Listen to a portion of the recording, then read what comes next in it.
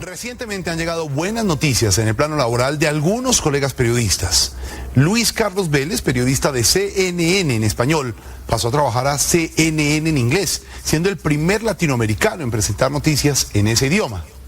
Isaac Lee fue nombrado presidente de noticias de la cadena Univisión y detrás de él, el periodista y columnista Daniel Coronel en la vicepresidencia del canal. Tras la salida de Coronel de Noticias 1, Cecilia Orozco, una de las más agudas columnistas del momento, a través de su espacio en El Espectador, decidió aceptar esta dirección. Cecilia volvió a la televisión después de haber dirigido el Noticiero de las 7, CMI y Hora Cero, y en medio de ese empalme le contó a Antonio Morales cómo ve al gobierno actual y cómo será Noticias 1 bajo su dirección. Antonio Morales entra al radar. Cecilia Orozco, bienvenida al radar. Muchas gracias por invitarme, Toño. ¿No le parece rarísimo que yo la esté entrevistando a usted? Sí, muy raro, me siento muy rara. Es como si usted me entrevistara a mí. Pero es mejor. Porque los dos hemos sido entrevistadores. Sí. Oiga, Cecilia. Y amigos. Y amigos. Y compañeros y colegas. Compañeros, y nos hemos reemplazado en los trabajos. Cecilia, ¿usted qué siente que es como la clave de la entrevista? Después hablamos de política y de su noticiero. ¿Qué le parece a usted que es como la almendra en la cual uno debe estar puesto en la entrevista para que salgan buenas? Yo creo que hay que investigar un poquito el personaje psicológico que uno tiene al frente. Sin duda. Y lo hago. Sí. Lo hago con frecuencia. Claro que no les cuento. ¿Para qué? ¿Aún en las entrevistas de prensa como las que usted hace en El Espectador? Tengo un secretico. Y es que, pese a que no la conozca y no me importe ella como persona, sino como funcionario, por decir algo, si es público, un personaje público, siempre averiguo cómo es personalmente. Porque eso me da una ventaja. La ventaja psicológica. Sí. Bueno, Cecilia, acaba usted de asumir la dirección del noticiero Noticias 1, en reemplazo de Daniel Coronel, que se fue a otros destinos gringos. Gringos. Todos sabemos, y así lo sentimos y lo siente el público, que Noticias 1 es un noticiero crítico, fundamentalmente crítico, independiente, y yo diría que de oposición. ¿Usted sí siente que hacen oposición y usted va a hacer oposición? Yo no diría que oposición porque eso me suena político, pero sí diría que más independiente de lo que normalmente un medio de comunicación es, o puede ser, o quiere ser. Y quiero conservar esa línea porque evidentemente Daniel Coronel se caracterizó por eso, y esa es una línea con la que yo me identifico.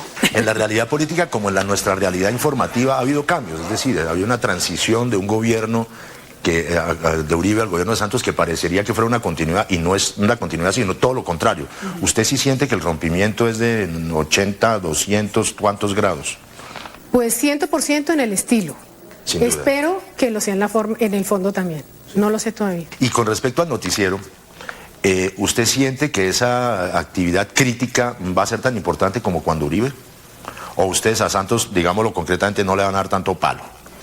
Si da motivo para criticarlo, por supuesto que sí, ¿por qué no?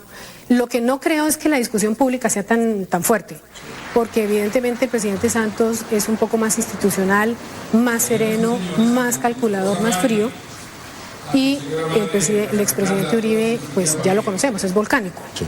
¿Usted es de los periodistas que sigue sorprendido con el gobierno de Santos? Es decir, que le parece que es verdaderamente la solución a un enigma que no existía antes, pues el enigma de la democracia. Pues, ¿quiere que le diga la verdad? Hágale. Estoy esperando. Sí. Estoy esperando a ver cómo es. No soy de las que cree que todo cambió, ni de las que cree que todo es igual.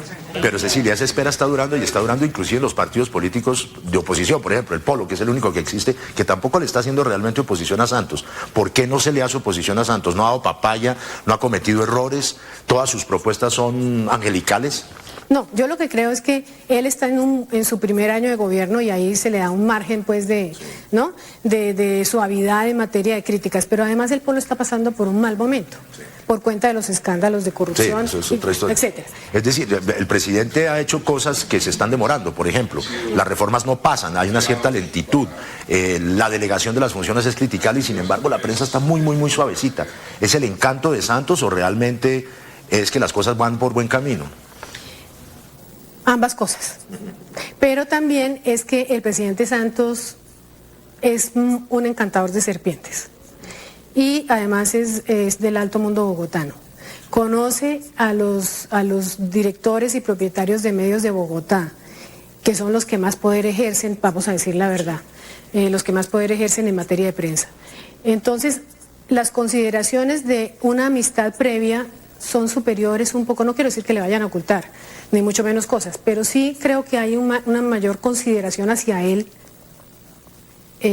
por haberlo conocido privadamente. Sí, eso por un lado, pero no siente usted me lo dirá, si esa fracción ideológica con el uribismo ha hecho que la prensa también no se ocupe de mala manera de Santos.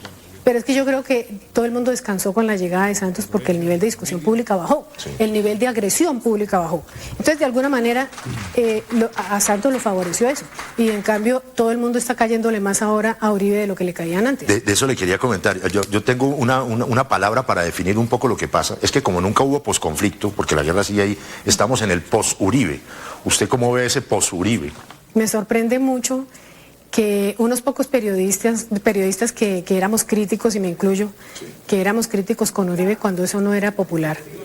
Ahora somos la minoría, ahora ya no se nos escucha porque ahora todo el mundo es antiuribista. No, me sorprende porque cuando él tenía poder, todo el mundo estaba callado. Ahora están dispuestos a criticarlo. Y Claro le voy a que decir sí. por qué. Cecilia, de todas maneras, cuando yo le decía el pos-Uribe, es que verdaderamente quedan un montón de cosas irresolutas. De los gobiernos generalmente quedan herencias, pero aquí lo que quedan son problemas que no tienen solución. Las BACRIM, los falsos positivos, las chuzadas, las herencias terribles de los dineros utilizados para beneficiar ciertos sectores, la corrupción desbocada. Ese es el pos-Uribe. ¿Usted cómo analiza lo que puede tener que ver el pos-Uribe con lo que pueda hacer Santos en ese sentido de tratar de reenderezar el país? Antonio, yo creo que ahí es donde se va a probar Santos. Es decir, ¿está él dispuesto a dejar que las investigaciones avancen hasta donde sea? Él dijo que sí, tenemos que verlo. Y apretar a la justicia para que, por ejemplo, el caso de los niños asesinados y la jueza asesinada en Arauca algún día no quede en impunidad. Por supuesto, pero lo que quiero decir es que Santos no puede hacer un corte absoluto, 100%, Colombia nació con él, no lo puede hacer. Él depende del pasado y él fue el pasado también. Claro. Entonces, ¿hasta dónde él va a asumir responsabilidad por el pasado y hasta dónde se va a separar? Esa es una buena pregunta. Cecilia, usted que tiene información de primera mano y que tiene la enorme habilidad del columnista y del analista, ¿cómo cree usted que esté Uribe con respecto a Santos en este momento? Yo pienso que él está mal con Santos. Sí, pero que no lo va a reconocer en público ni que va a darle, no le va a dar el gusto a todos los enemigos de él de decir estoy mal con Santos. Pero en algún momento o se rompen o terminan unidos y entonces ya todos vamos a saber quién es quién. Desde el punto de vista ideológico es un poco generalizante y matemático ubicarla a las personas, pero ¿en qué franja de la política pragmática que está haciendo Santos lo ubicaría usted? ¿Centro derecha, centro? ¿Por dónde? Pues no, realmente estoy descubriendo que es liberal de los de siempre, digamos tradicional, y lo que yo creo es que Santos es pragmático ante todo, como la mayoría de los presidentes y la mayoría de los políticos. Sí. Ahora está regresando a sus raíces y eso le causa profundo malestar a Uribe. Claro. Que eso es lo que no ha dicho todavía. Se nota un poquito en los tweets, ¿no? En los trinos que manda, pero Santos no se va a dar por enterado. Es que Santos es un jugador de largo plazo. Y usted que conoce los intríngulos en la relación de poder, en el sentido de la fortaleza del presidente Santos, ¿usted lo ve tan suficientemente fuerte como para decir en un momento, sin decirlo, mire, presidente Uribe, no, ya no tengo por qué seguir nada, es decir, la independencia total del uribismo? No creo. ¿No tiene esa fortaleza con la relación con el Congreso? Es decir, creo que él tiene la fortaleza de quien tiene el mazo del poder. Sí. Eso fue lo que perdió Uribe. Cuando dice mazo está hablando de póker, ¿no? También. Como Santos, que es jugador. Sí. Pero entonces eso lo hace muy fuerte ahora. Pero como él juega a largo plazo, y él es una persona muy inteligente, no sé si él está calculando cuánto le puede costar romper con Uribe definitivamente, a largo plazo. Cecilia, el tema de los falsos positivos es quizás el único tema que toca directamente al presidente Santos. ¿Cómo siente usted que se debe enfocar la información con esa acopio que tiene Santos en ese sentido de haber sido el ministro de Defensa cuando se desataron los mayores porcentajes de ese crimen atroz y de lesa humanidad? Yo lo que espero es que la justicia realmente actúe y no que se quede quieta porque ahora el presidente es Juan Manuel Santos. Ahora bien, yo no creo, y espero no estar equivocada, que Juan Manuel Santos personalmente esté involucrado en el tema de los falsos positivos.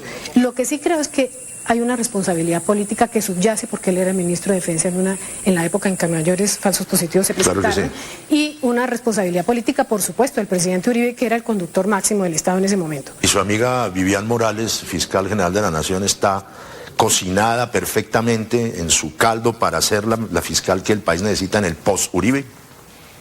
Ojalá también, ¿no? Evidentemente a mí el lado político de Peñalosa no me gusta, porque no lo siento muy definido. El gerente que es Peñalosa me gusta mucho, pero está tan enredado hoy la política en Bogotá que este es el momento en que, a pesar de que Peñalosa se siente como muy fuerte por haber sido el alter ego el lado contrario de Samuel Moreno, y porque todos los bogotanos están arrepentidos. Porque tiene el apoyo de los verdes y de Uribe. Sí, por supuesto. Eso, a pesar de que él podría ser el alcalde, no lo veo claro, porque sus indecisiones políticas lo han puesto en un escenario en que nadie sabe. Y entonces, si quiere votar ¿quién podría...? Entonces, he ahí la pregunta. Espero que no caigamos en unas soluciones que han ocurrido en otras ciudades que terminan eligiendo el locutor. Vinasco, en este caso. No lo quería, un locutor, un actor, unas personas que tienen muchos méritos en sus propios campos, pero que no pueden pretenderse políticos de la noche a la mañana y dirigir una ciudad como esta. ¿Sabe qué? Me da pesar por Bogotá y por Peñalosa, porque Peñalosa demostró que es un magnífico gerente. ¿Usted no lo ve de alcalde? Yo quisiera verlo de alcalde sin el lado político. O sea, no quisiera verlo sin Uribe. Exactamente. Bueno, lo dijo. Sí. Cecilia, pues podríamos hablar acá entre colegas. Mucho. Qué bueno que esté dirigiendo Noticias 1, qué buenas sus columnas y sus entrevistas en El Espectador, y mil gracias y nos seguimos viendo, ¿no? Muchas gracias, nos seguimos viendo, espero que fuera de cámaras. Suerte también a Cecilia en Noticias 1.